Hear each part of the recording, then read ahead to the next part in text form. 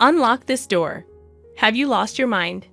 They're probably saying that on the other side of this thick door, but I can't hear them, and frankly, I don't need their forgiveness. Facing the three flustered fools on the other side, I waved with a smile and said, "Let's go. Wonder if you can make it back safely. Good luck." My name is Leah, a 30-year-old officer worker. I'm a newlywed, married for just a year with no kids yet. Back when I was single, my hobby was taking day trips using the train on my days off. Friends would ask, "Don't you get lonely traveling alone?" But I found it surprisingly pleasant to move at my own pace without a fixed schedule. There's a bit of loneliness, but the fun outweighs it. I have a favorite travel magazine, and sometimes I plan trips based on it. As I went about my days, I noticed something. Hug, isn't that the same guy I saw last week? It seemed coincidental, but after the third time, I might have thought it was fate if I were romantic. Instead, I just felt a bit scared, but it turned out he felt the same. Sorry if I'm mistaken, but didn't we meet last week and the week before at completely different places? He approached me with a slightly scared look. Wait, do you think I'm following you? To clear up the misunderstanding, I opened my travel magazine and confidently said, "I'm just traveling based on this magazine." Surprised, he responded, "Me too," and opened the same magazine, smiling happily. That's how I met my husband, Henry. He turned out to be a really interesting guy. Being cautious by nature, I always end up carrying a lot of stuff, but he said, "I always travel light so I can move easily. Nowadays, with cashless payments, you hardly need cash. A mobile phone is enough." He laughed joyfully. Talking with someone with such different values was very stimulating. We hit it off, discussing our favorite travel destinations and exchanged contacts. Though we both liked solo trips, we started going out together more often. Surprisingly, I enjoyed sharing memories with someone else, and I found that local food tastes even better when shared. One day, after about 6 months, Henry asked me to go out. I didn't feel bad at all. In fact, I felt the same way and remember being very happy. We decided to get married 6 months into our relationship. I thought our happy newlywed life was just beginning, but my expectations quickly shattered due to Henry's parents, Jack and Aaliyah. Their house is about a 30-minute drive from ours. They are still in their 50s, with Aaliyah working part-time, and both of them are employed. Initially, they used to visit our house, but lately, we've managed to maintain a reasonable distance. However, an incident occurred that disrupted this balance. "Hey, Henry, let's go here on our next day off." I agree, sounds good. Our post-marriage tradition of many trips to tourist spots continued as usual. Minimalist Henry recently reduced his belongings to just a mobile phone, even entrusting his wallet to me. It feels so light. I don't look like someone who's about to go out at all, do I? He said with a contented smile. I thought to myself, at least carry your own wallet. But it wasn't really a bother. It was an ordinary conversation, but that day was different. Oh, by the way, Dad and Mom's wedding anniversary is coming up soon. How about we invite my parents on our next trip? Henry's sudden suggestion made me tense up. Of course, there was a reason for that, but I couldn't just say no. So I responded, "Yeah, that sounds good." We haven't seen Aaliyah and Jack recently anyway. Unaware of my slightly strained face, Henry didn't notice a thing. The next day, they were really looking forward to it. When I called, he told me, "I guess I have to give it my best shot." So I steeled myself. Honestly, I'm not comfortable around my parents-in-law. They're not bad people, we're just not a good fit. I'm more on the reserved side, not fond of noisy places, and this applies to people too. Talking to high-energy people can be mentally exhausting for me. Speaking of my parents-in-law, they are incredibly cheerful. When I first met them, their exuberance overwhelmed me. "Nice to meet you. I'm Henry's mom, and I'm the dad," they announced loudly, like comedians, making me stiffen up involuntarily. That time, the four of us, including Henry and his parents, went out to eat, and they chose the restaurant. I wondered if it's their favorite place, but when we got there, It was an all-you-can-eat buffet. Meeting their son's girlfriend for the first time at such a casual place made me laugh. We're so nervous today. We haven't eaten anything since morning, Alia, who didn't seem nervous at all, said cheerfully to me. That's right, that's right. Plus, we have to get our money's worth. The true reason for skipping breakfast was quickly revealed by Jack. Their loud voices attracted quiet laughter from nearby tables. Embarrassed by then and wanting to go home, looking sideways, thinking Henry must feel the same, I was surprised to find he wasn't there. He had gone to get food. Not to be outdone, the parents-in-law also got up, piling their plates with food. Are they planning to hibernate after eating so much? Can I really become part of this family?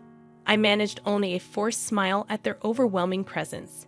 I barely ate that day, nervous as I was, feeling uncertain about the future with Henry. I was touched when they said at parting, "What a wonderful girlfriend Henry has. He may be awkward, but please take care of Henry from now on, Leah." I was simply happy to hear that. I loved him too, and I thought the parents-in-law weren't bad at heart. So, when he proposed a few months later, I faced no hesitation, but it turns out I'm not adept at judging people. At our wedding, the bridegroom's parents, my parents-in-law, completely disregarded the ceremony and focused solely on eating, leaving my own parents utterly disillusioned. Henry has a brother, Jonathan, who seemed to be the only sensible one. I'm sorry my parents showed such an embarrassing side. It's really shameful. Jonathan came to greet us politely. As I heard from my parents, Jonathan, who lives alone, seems to have a strained relationship with his parents. It appears the feeling is mutual, as they once complained. That boy is always so noisy with his complaints. Just the other day, he bragged about buying several eggs when it was limited to one per person. And I scolded him for it. Seemingly annoyed, he replied, "Don't you feel guilty about benefiting yourself at the expense of others?"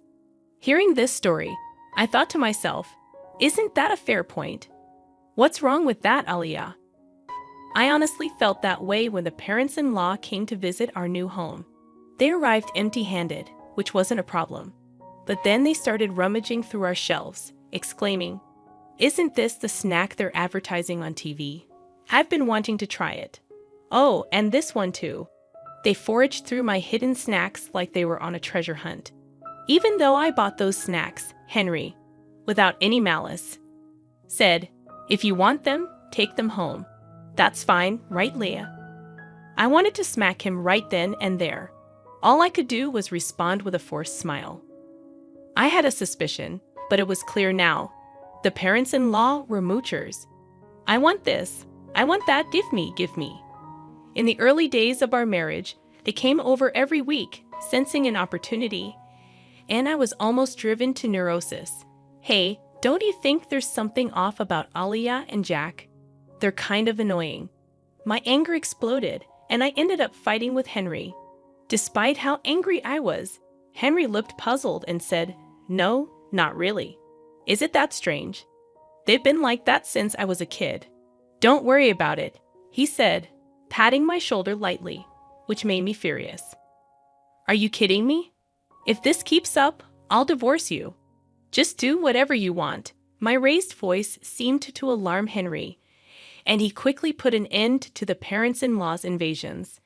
I don't know what Henry said to them, but since then, we've been living peacefully. However, the thought of traveling with the parents-in-law naturally made me anxious on the day of the trip. I was taken aback to see them waiting. It's been a while, Lee. I heard you've been busy with work. Must be tough. Aliyah spoke to me, but I was far from calm. The reason lay in the appearance of the parents-in-law. Aliyah and Jack, where's your luggage? Looking closely, Aliyah and Jack had brought nothing with them, even for a day trip. Isn't it normal to bring at least a bag? We wanted to be ready to move quickly, and I have a sore shoulder. Their response echoed something I'd heard before, and it was baffling. The rest of the trip went as badly as I feared. It was soon revealed that the parents-in-law had forgotten their wallets. Feigning ignorance, they said, "That's strange, isn't it?" Watching them play dumb, I thought, maybe it's better to just call off this trip or even cancel it. Yeah, Unfortunately, my feelings weren't understood, Henry, looking exasperated, said again. My folks have always been like this. I'll cover for them, but make sure they pay me back. It seemed the trip would continue as the parents-in-law laughed and apologized. All I felt was disgust. Even after we arrived at our destination, the parents-in-law's rudeness didn't stop. They complained to the store staff. Isn't there any free tasting? Wow, stingy, huh? When I, feeling thirsty, bought a drink and hadn't even taken a sip yet, Alia said, "Can I have a sip of that? I'm thirsty too." I can't believe I forgot my wallet, huh? While I forced a smile, an exasperated Henry intervened. Stop it. It's embarrassing. Look, I'll buy you one. Overhearing this, Jack muttered under his breath, referring to me. What a stingy woman, lacking compassion. I didn't miss his comment. I could say the same to you. I should have left at that point, but I was a bit stubborn. A similar incident happened twice more afterward.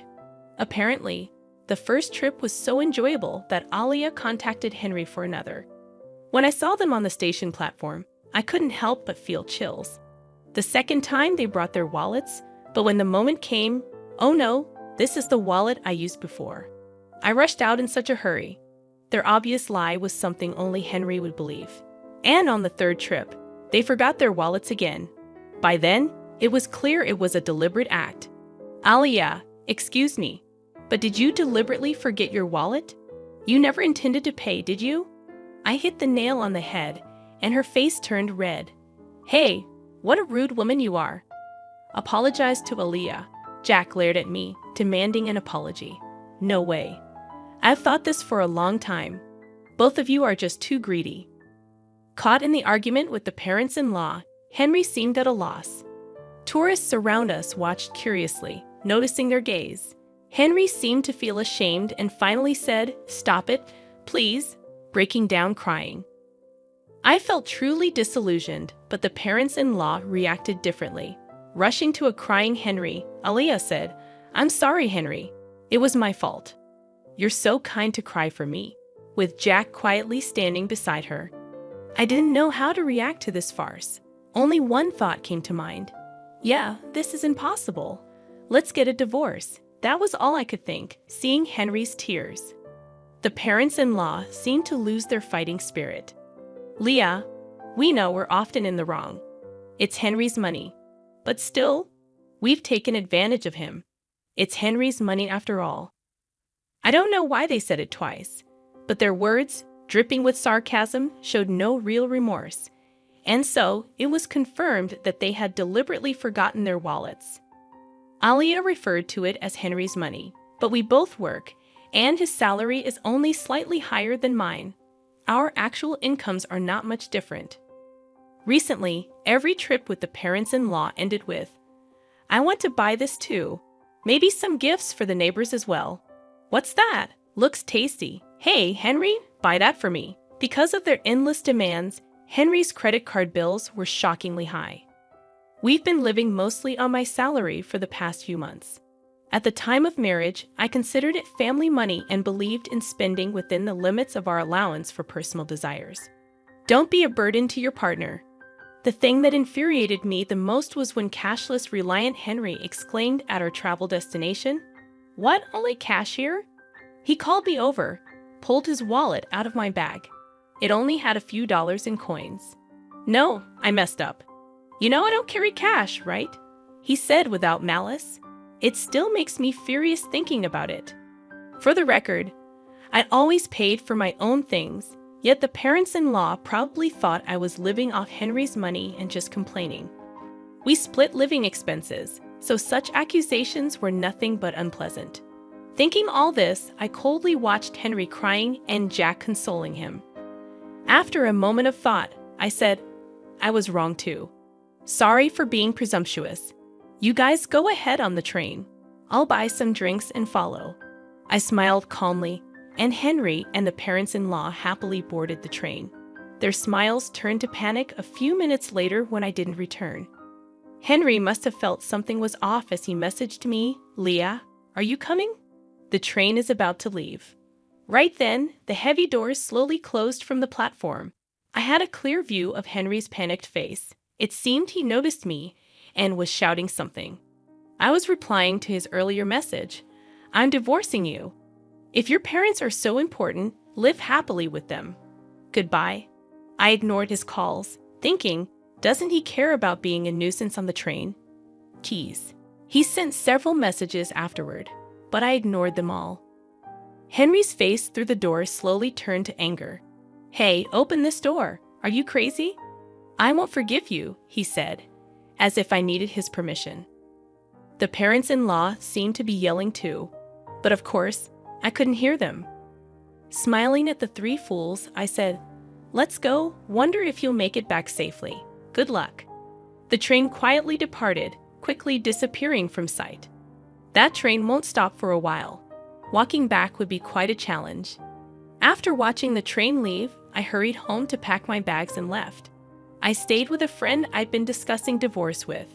Henry's barrage of messages continued until they suddenly stopped. His phone must have died. He often forgot to charge it before bed, and it was only at 20% this morning. Portable battery chargers are essential. That was Henry's mantra. But his crucial portable battery charger was in my bag, along with his wallet. I left all the belongings he entrusted to me at home. He must be panicking by now, but that's not my concern. While planning my next steps with my friend, my mobile phone rang. The caller was unexpected. Jonathan, Henry's brother. Leah, I'm sorry. Did something happen? According to Jonathan, Henry's phone had run out of battery, and in his panic, he dropped it, shattering the screen. Unable to reach me, the desperate parents-in-law could only think of one person to call. So I got contacted, but all I got was, ask Leah for the reason. He seemed unwilling to say more. I told Jonathan everything about Henry and the parents-in-law without holding back. As I spoke, I could hear Jonathan's voice getting sharper over the phone from the other end. Leah's making a fool of us. Tell her off, Jonathan. The in-laws were loudly insisting that Jonathan, with his way with words, would outtalk me. After I finished explaining, Jonathan snapped, Hey, you scoundrel. Are you stupid? What, you scoundrel?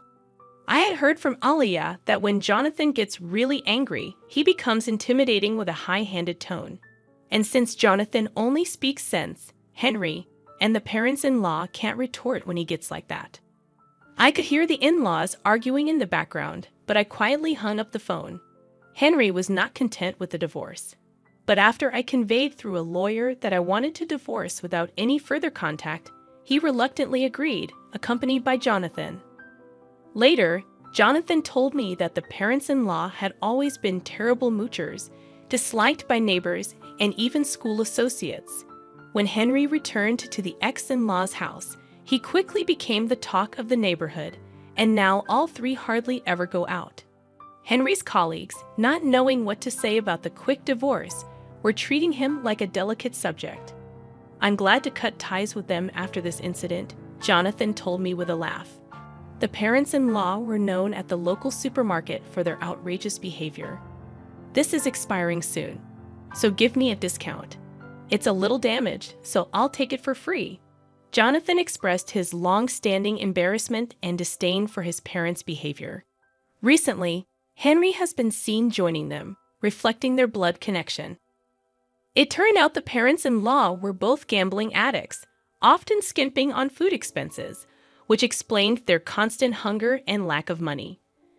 When asked about the reason for my divorce, I can only say it was a difference in values. If anyone can tolerate such behavior, they must be incredibly broad-minded. It was just too much for me. I've continued working and even started a side job as a web writer after my travel blog caught a publisher's attention. I still travel, combining it with writing assignments. Solo travel seems to suit me best. Last month, I earned a decent income from writing, so I'm planning to take a vacation to a resort somewhere far for relaxation. I'm still only 30 years old, life is just beginning.